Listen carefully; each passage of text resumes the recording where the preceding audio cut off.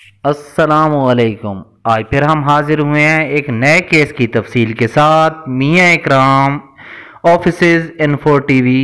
उम्मीद करते हैं कि हमारी वीडियो आपको पसंद आएगी और आप उसे सब्सक्राइब करें और साथ ही बेल आइकन को दबाएं ताकि हमारी नई आने वाली वीडियोस आप तक आसानी से पहुंच सकें।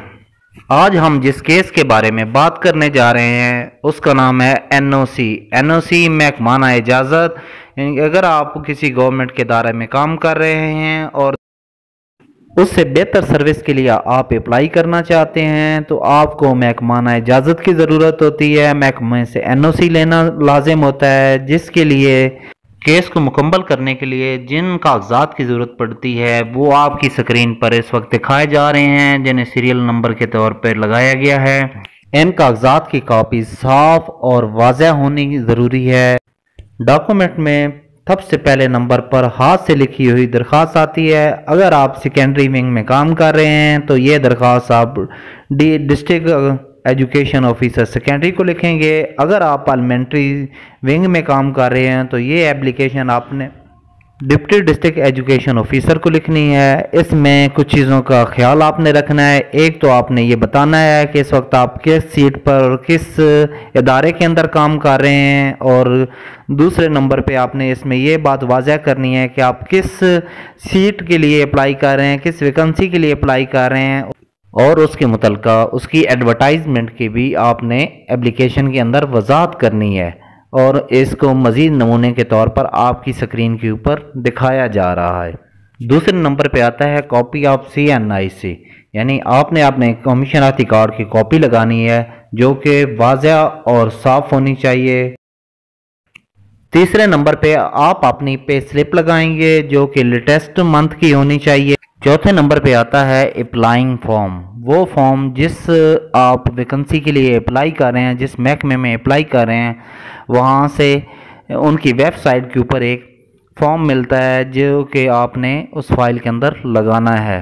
पाँचवें नंबर के ऊपर आता है एडवर्टाइजमेंट पेपर। एडवर्टाइजमेंट पेपर से मुराद ये है कि जिस भी इदारे में आप अप्लाई कर रहे हैं, जिस सीट पे अप्लाई कर रहे हैं, उसकी एडवर्टाइजमेंट जिस पेपर में आती है उसकी एक कटिंग करके कॉपी करवा के आपने इस फाइल के अंदर लगाना होती है, जो कि आपकी स्क्रीन के ऊपर दिखाया जा रहा है नमूने के तौर पर। पाँचवें नंबर पे आता है नो इंक्वायरी सर्टिफिकेट। ये सारे certificate no inquiry, no objection और नो ऑर्डर पैरा वगैरह, ये एक ही पेज के ऊपर जो है वो प्रिंट होते हैं और उन्हें फिल करके वो उस फाइल के अंदर लगाना लाजिम है।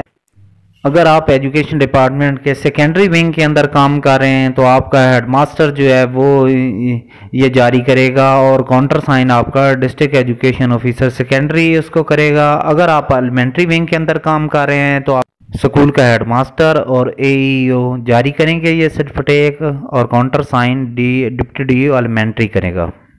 इसके बाद बारी आती है फर्स्ट अपॉइंटमेंट ऑर्डर और ज्वाइनिंग की। वो आप फाइल के अंदर लगाएंगे, और अगर आप रेगुलर कर दिया गया है तो आप रेगुलर ऑर्डर और रेगुलर ज्वाइनिंग भी फाइल में लगाएंगे। और सबसे आखिर पे फाइल के अंदर आपने अपनी तमाम डिग्रीज़ की तस्दीक शुदा कॉपीज़ लगानी है, जिसमें मैट्रिक से लेके अगर आपने मास्टर PhD या MPhil की है, जो भी आपके पास डिग्रीज़ हैं उन तमाम की कॉपीज़ जो हैं आपने उस फाइल के अंदर लगानी है। और 2 सेट तैयार करने हैं। इन तमाम डॉक्यूमेंट्स के 2 सेट बना के आपने अपने, अगर आप सेकेंडरी विंग के हैं तो आपने डिस्ट्रिक्ट ऑफिस में जमा करवाने हैं, अगर एलिमेंट्री विंग के हैं तो आप अपने डिप्टीज़ के पास अपनी तहसील में जमा करवाएंगे।